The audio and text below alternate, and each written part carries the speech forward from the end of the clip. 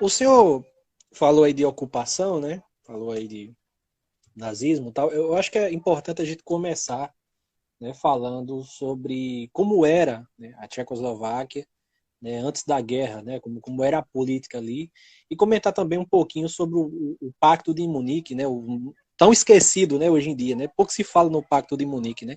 Então eu acho importante abordar esse assunto, né, para introduzir a galera na questão aí da primavera, né. Vamos primeiro explicar. A Tchecoslováquia ela surge em 1918, né? Não é uma criação artificial, porque os tchecos e eslovacos tinham uma história conjunta de longa data, né? O tcheco e o eslovaco se parecem muito, é mais fácil um tcheco entender um eslovaco e vice-versa, do que nós entendemos os nossos patrícios portugueses quando eles falam o português mais carregado. E a Tchecoslováquia era um país essencialmente capitalista, burguês, né? Então não havia. Tinha um partido comunista muito forte, mas era um país capitalista. E aí, pós-1933, com a ascensão do nazismo na Alemanha, é preciso destacar o quanto o Ocidente, quanto os países capitalistas toleraram, inclusive apoiaram a ascensão do nazismo como um contraponto ao socialismo na União Soviética, fortalecimento dos partidos comunistas e movimento operário na Europa, especialmente no leste europeu. Começou o expansionismo da Alemanha, então o primeiro país a cair foi a Áustria, que eles ocuparam, até porque historicamente tinha uma relação maior, aí, povos germânicos, etc.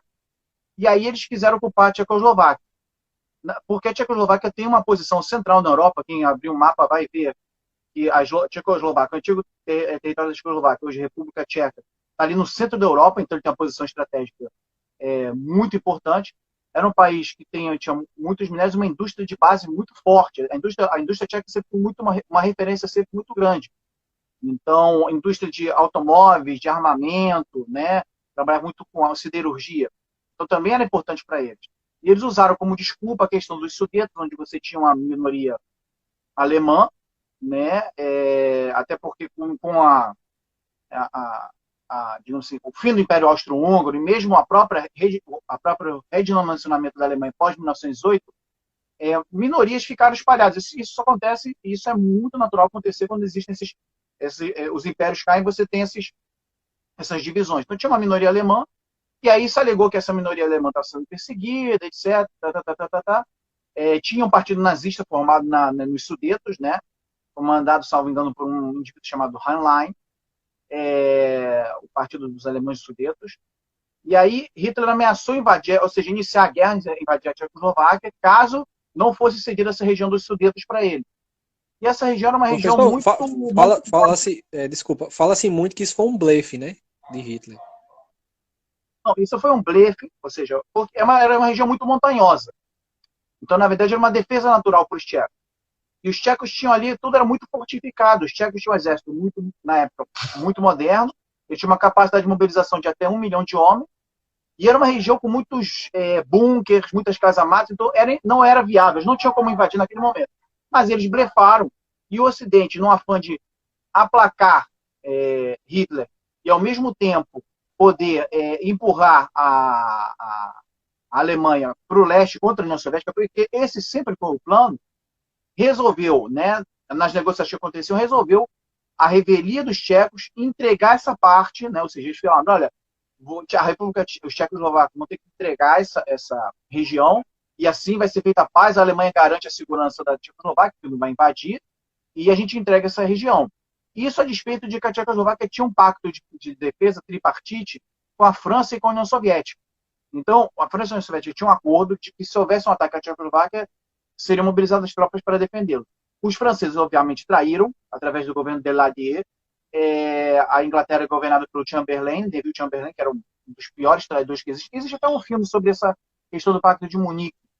Eu não me lembro agora se chama Munique, o Pacto de Munique, que tem na Netflix, que fala um pouco dessa situação à época. Claro que doura um pouco a pílula, mas é interessante talvez as pessoas assistirem.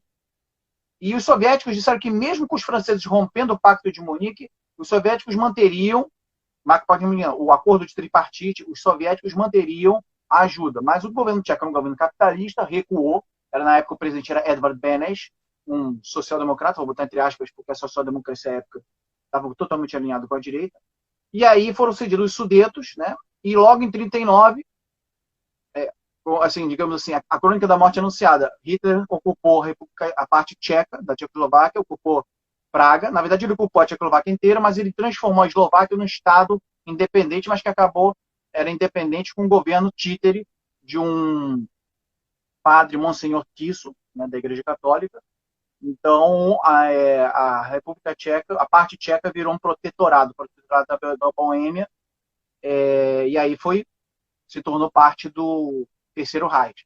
Então é importante destacar isso, que o Ocidente traiu os tchecos, entregou os tchecos.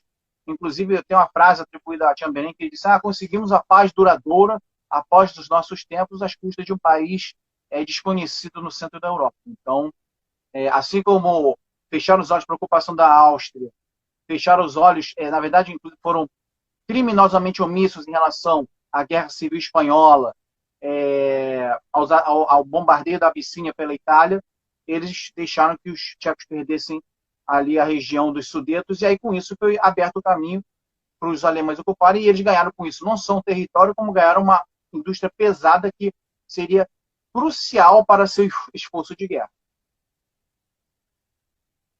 Inclusive, professor, é importante que se diga que o exército nazista, antes da entrada na Tchecoslováquia, era um e saiu outro, né? Devido à siderurgia, devido a todo o complexo, né, que havia na Tchecoslováquia. Né? O exército que saiu, né, da Tchecoslováquia e foi para a União Soviética foi um exército completamente mudado, em que antes os caras entraram de bicicleta na Áustria, eles foram já de tanque Tiger. Né? Inclusive, tinha uma base lá da Porsche, né? Tinha uma planta da Porsche onde fazia os motores do Tiger. Né? Pois é, a posição falar. estratégica que era central, onde eles podiam se mobilizar através de ferrovias e estradas para toda a Europa, entendeu?